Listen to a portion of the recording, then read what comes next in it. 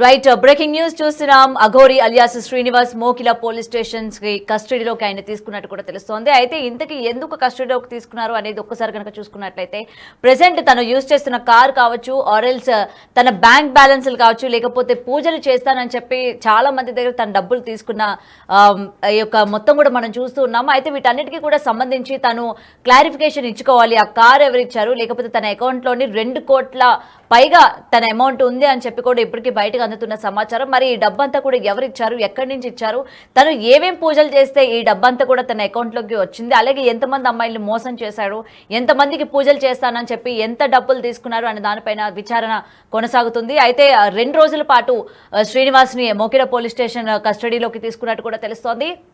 ఈ నేపథ్యంలోని మనం గతం నుంచి కూడా అందరూ మాట్లాడుకుంటూనే ఉన్నాం. అసలు ఈ కార్ అనేది ఎక్కడి నుంచి వచ్చింది అని చెప్తే పలుమారు సార్లు శ్రీనివాస్ మీడియా పరంగా కూడా చెప్పడం జరిగింది. తనకున్న భక్తుల్లోని ఒకరు వచ్చి అపారమైన భక్తితోని తను అట్లా స్టార్టింగ్లోని దిగంబర్గా తిరగడం వలన అట్లా మీరు తిరగడం మేము చూడలేకపోతున్నాము, సో మీరు అలా ఎక్కడికి పడితే అక్కడికి వెళ్ళకండి, అలా దిగంబర్గా తిరగకండి అని చెప్పి భక్తుల ప్రేమతోని కార్ అనేది ఇచ్చారు అని చెప్పి తను చెప్పుకుంటూ వచ్చారు. అయితే ఈ రోజు మొత్తం కూడా బట్టబయలైంది. ఆ కారు ఎటువంటి భక్తులు కూడా ఇవ్వలేదు.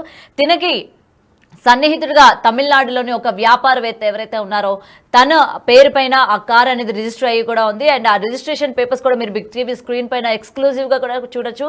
మరి తిను ఎందుకు ఆ కార్ ఇచ్చాడు, తన అసలు భక్తుడు అని చెప్పి తిను ఎందుకు అబద్ధం చెప్పాడు, అసలు శ్రీనివాస్కి ఇతనికి ఉన్న సంబంధం ఏంటి అన్న విషయాలు కూడా ఇంకా క్లియర్గా తెలియాల్సి ఉంది. అయితే కస్టడీలోకి తీసుకున్న తర్వాత అసలు పోలీసులు కేవలం తన అకౌంట్లో ఉన్న డబ్బుల గురించి, లేకపోతే ఈ కారు వివరాలే అడగబోతున్నారా, లేకపోతే ఇంకేమైనా అడిగే అవకాశాలు ఉన్నాయా అనే దాని గురించి మనం క్లియర్గా తెలుసుకునే ప్రయత్నం చేద్దాం. రైట్, ఫోన్ ఇన్లోని ఆజాద్ అడ్వకేట్ని తీసుకుందాం. రైట్,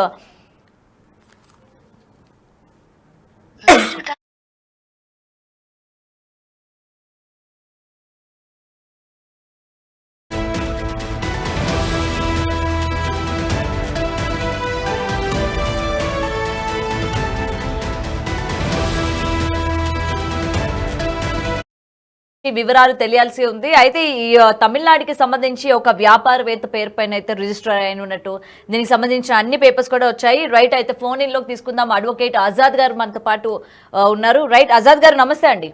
నమస్తే అమ్మా. రైట్, అయితే ఇప్పటికీ దీనికి ఏదైతే 14 రోజులు రిమాండ్ విధించారో దాని తర్వాత ఇటు మోకిల పోలీస్ స్టేషన్ కి ఈ రోజు తనని కస్టడీలోకి తీసుకుంటున్నట్టు కూడా తెలుస్తోంది. అయితే దీనికి సంబంధించిన అప్డేట్స్ ఏంటి ఆజాద్ గారు? జనరల్ గా ఏమవుతుందమ్మా, ఒక కేసులో ఎలాంటి కేసుల్లో ఏమవుతుందంటే పోలీసు వారు జనరల్ కస్టడీ పిటిషన్ వేస్తారు.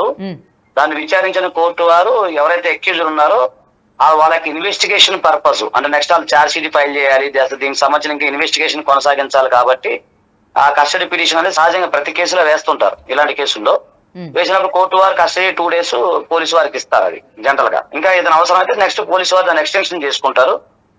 ముందైతే 2 days ఇస్తారన్నమాట. సో ఈ కస్టడీలో ఏమవుతుందంటే పోలీసు వారు ఇన్వెస్టిగేషన్ చేస్తారు. ఇప్పుడు అతనికి డబ్బులు ఎలా వచ్చినాయి, అంటే ఎలా వచ్చినాయి, తర్వాత కారు రిజిస్ట్రేషన్ ఎవరి పేరు మీద ఉంది, అంటే ఆల్రెడీ ఏదో ఇన్ఫర్మేషన్ అయితే వచ్చినట్టుంది.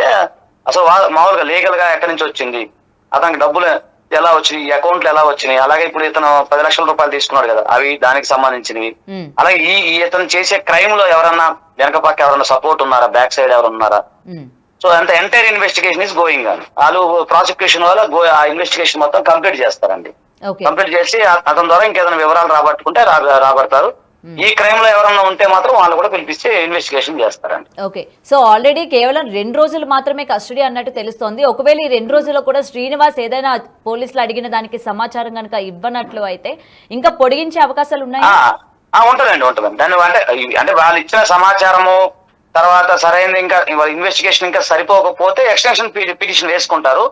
వేసుకున్న మళ్ళీ దాన్ని కోర్టు వారు విచారించి మళ్ళీ 2 days తర్వాత 3 days అట్లా ఎక్స్టెన్షన్ చేసే అవకాశం ఉంటుంది.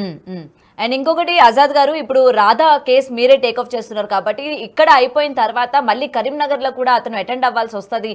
కరీంనగర్ లో కూడా అతని పైన కేసు నమోదైంది కాబట్టి దానికి కూడా సంబంధించి కస్టడీలో ఉండాల్సి వస్తుంది అని చెప్పి కూడా కొంత ఇన్ఫర్మేషన్ వినిపిస్తోంది. సో దీనికి సంబంధించి ఏంటి, మీరు రాధా కేసులోని ఎటువంటివి టేక్ఆఫ్ చేశారు, ఇంకా ఎలా ముందుకెళ్ళబోతున్నారు? అంటే అది ఇంకా ఇన్వెస్టిగేషన్ దాంట్లో ఉందండి. ఇన్వెస్టిగేషన్ నడుస్తా ఉంది. పోలీసు వారు కూడా దాని మీద కొంత చేస్తా ఉన్నారు. అంటే మొత్తం జరిగింది వాటి సీన్ ఆఫ్ అఫెన్స్ ఇవన్నీ జరుగుతాయండి. సీన్ ఆఫ్ అఫెన్స్ తర్వాత ఆమెకు సంబంధించిన వివరాలు ఇవన్నీ చేస్తారు. ఇప్పుడు వాళ్ళ ఇన్వెస్టిగేషన్ వాళ్ళు నడుస్తుంది. మా దగ్గర ఉన్న ఆధారాలు మేము సబ్మిట్ చేశాము. అదే మీరు అడిగారు అప్పుడు, మీరు స్టార్టింగ్ రోజు కొన్ని ఆధారాలు అడిగారు కానీ మేము కొన్ని చూపించలేకపోయాం. ఎందుకంటే కేసు బలహీనపడుతుందని చెప్పి మీకు మీడియా కొన్ని ఇవ్వలేకపోయాం. అలాంటి ఆధారాలు ఏవైతే ఉన్నాయో కేసుకు బలమైన ఆధారాలు మేము ఇచ్చాము. అది పోలీసు వారు దాని మీద ఇన్వెస్టిగేషన్ చేస్తున్నారు. తర్వాత అది కూడా మీకు నెక్స్ట్ దాని విషయంలో కూడా పీటీ వారెంట్ కూడా వేసే అవకాశాలు ఉన్నాయి. ఆ వేసి అతన్ని మళ్ళీ అక్కడ జైలుకి కూడా తరలించే అవకాశాలు కనపడతా ఉన్నాయి. అది ప్రొసీజర్ లో భాగం అదంతా. ఇప్పుడు రాధ కేసు తీసుకున్నారా అండి పోలీసులు? తీసుకున్నారు. దాని మీద ఇన్వెస్టిగేషన్ అయిపోతుందండి. నాకు తెలిసి ఇవాళ రేపు మరి అది కూడా ముందుకెళ్తుంది.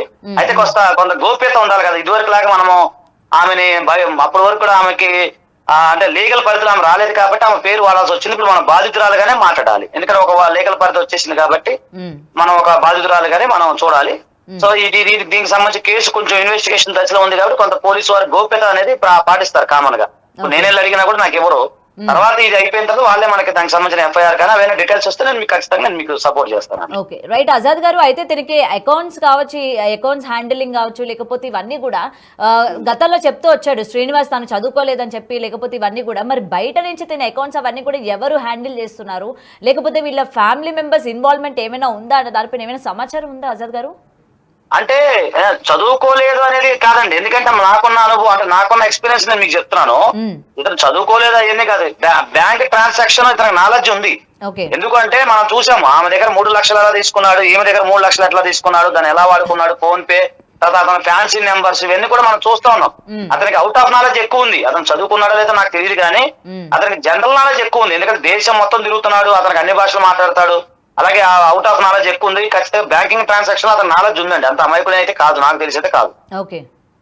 దీనిపైన ఇంకా చేస్తున్నారు. ఇంకెవరో తమిళనాడులో సంబంధించి, అంటే నాకు తెలియదు, నిన్న మొన్న నేను న్యూస్ చూస్తే తమిళనాడులో సంబంధించిన ఎవరో ఉన్నారు పొలిటీషియన్ అని చెప్పి మీరే అంటే ఏదో ఛానల్ మొత్తం చూశాను. ఏ ఛానల్ నాకు తెలియదు కానీ ఏదో ఛానల్ చూశాను వాళ్ళు ఉన్నారని.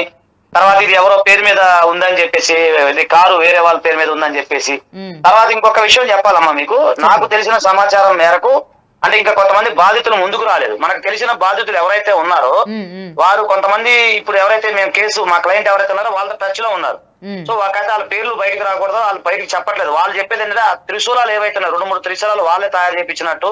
ఓకే, అంటే ఇప్పుడు శ్రీనివాస్ చేతిలో ఉన్న త్రిశూలం అంటున్నారా? అవునండి, త్రిశూలాలు ఇతను వేరే వాళ్ళ దగ్గర తీసుకున్నాడండి.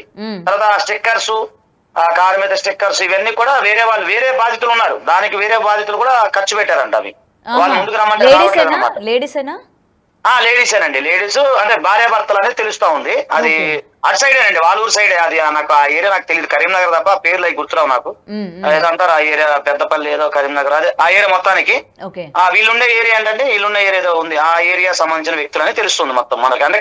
అంటే కరీంనగర్ సైడ్ సంబంధించిన వ్యక్తులే ఎక్కువ మంది బాధితులు ఉన్నారు అనేది 2-3 మాకు ఇన్ఫర్మేషన్ ఇచ్చారు. కానీ వాళ్ళు బయటకు రావట్లేదు. బయటకు వచ్చి మేము ధైర్యంగా చెప్పలేం సార్, మా కుటుంబాలు ఉన్నాయని చెప్తా ఉన్నారు అన్నమాట. ఓకే, అంటే ఇప్పుడు ఎవరైతే బాధితులు ఉన్నారు అంటున్నారు కదా, అందులోని శ్రీనివాస్ పెళ్లి చేసుకున్న బాధితులు కూడా ఉన్నారా? అంటే ఇంకెవరైనా అమ్మాయిలు ఫైనాన్స్ లేదమ్మా, ఫైనాన్స్ బాధితులు మాత్రమే, పెళ్లి సంబంధించిన బాధితులు కాదు, ఫైనాన్స్ సంబంధించిన బాధితులు. ఓకే, అంటే వాళ్ళు కూడా డబ్బు పెట్టారనమాట. అంటే పూజల పరంగా పెట్టారా, లేకపోతే తిన పోషణ కోసమా, లేకపోతే కార్ మెయింటెనెన్స్ అని చెప్పి ఏమైనా డబ్బులు పెట్టారా?